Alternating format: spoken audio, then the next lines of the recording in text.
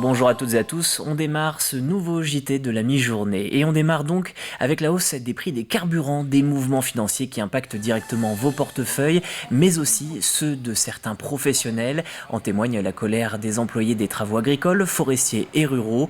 Une cinquantaine de tracteurs ont mené hier une opération escargot à La Roche-sur-Yon à l'appel de la Fédération nationale entrepreneurs des territoires. Ils s'inquiètent notamment des conséquences de la flambée des prix du carburant sur leurs entreprises. Une hausse de près d'1 € en moins d'un an. Pierre Dalicieux vous raconte la situation sur place et il est aux côtés du président régional de la fédération.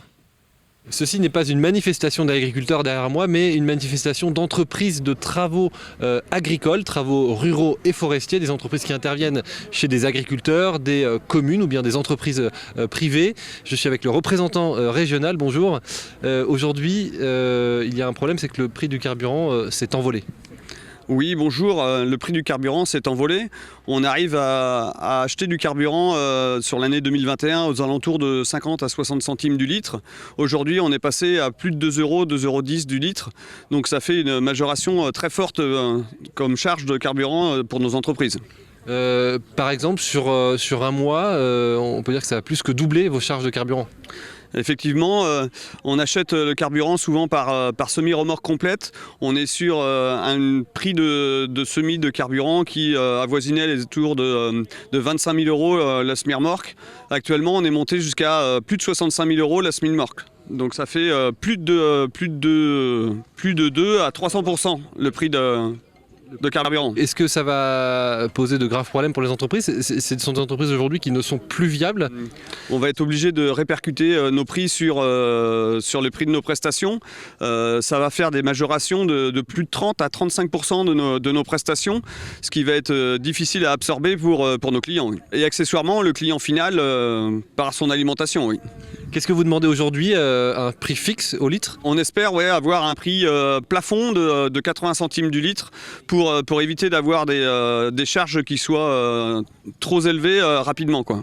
Alors aujourd'hui, vous n'avez pas eu de réponse ni de la préfecture ni du gouvernement, des professionnels, comme vous pouvez le voir derrière moi, qui se sont mobilisés et qui se mobiliseront encore si leurs revendications ne sont pas entendues.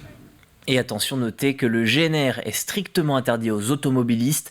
Alors, comment faire baisser la facture du carburant ? 6 garages vendéens ont trouvé une solution, rendre les voitures moins énergivores grâce au label Éco-Entretien. Créé en 2016, cette distinction vous encourage à analyser dans un garage les gaz d'échappement grâce à une machine. Ceci fait, des travaux peuvent être menés pour réduire la consommation de carburant et l'émission de particules polluantes. Grégoire de Châtillon.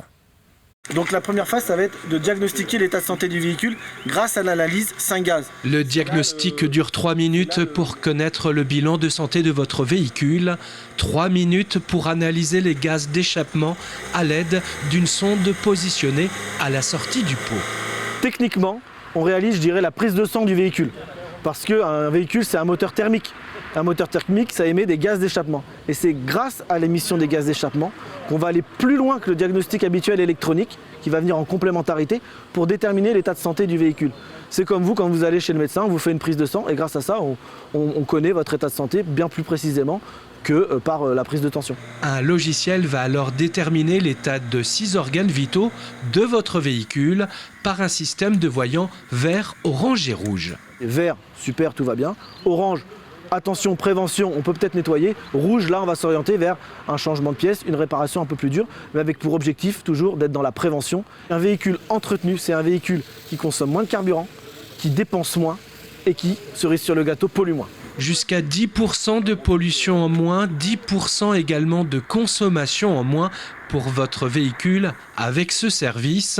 Un forfait éco-diagnostic d'une 30aine d'euros que l'on retrouve ici chez ce garagiste Anémie, tout comme dans les communes de La Roche, Les Sables, Saint-Fulgent et Chavagne-en-Paillé.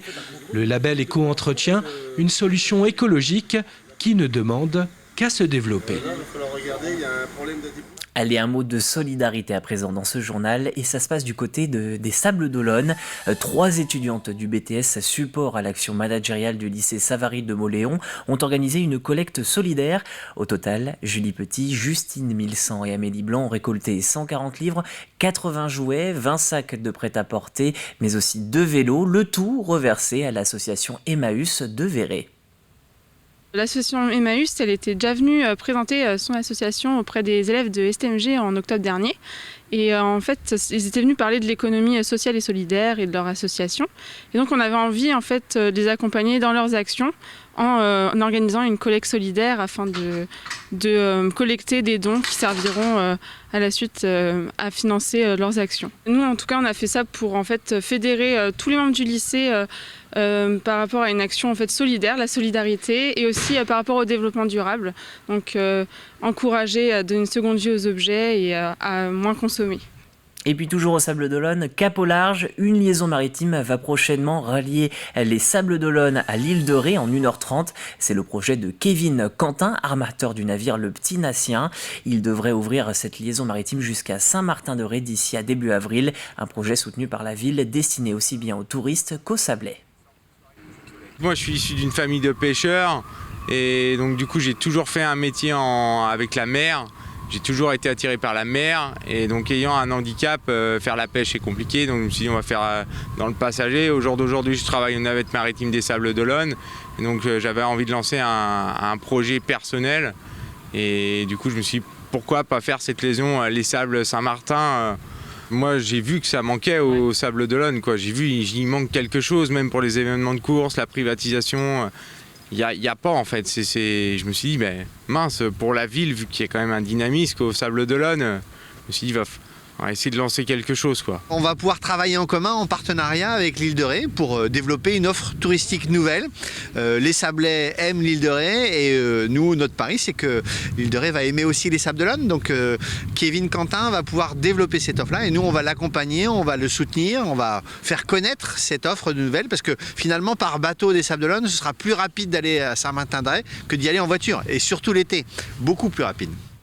Ainsi s'achève cette édition. Un dernier mot pour vous rappeler que La Voix des Vendéens, cette émission que nous présentons avec Ouest France, a lieu dès aujourd'hui. Vous pouvez la retrouver à 18h50 et 20h50. Ce sera en compagnie de Caroline Tronche et donc de la rédaction de Ouest France à Saint-Michel-en-Lerme. Merci à vous. Prochain point sur l'actu, 18h ce soir. Bonne journée sur TV Vendée.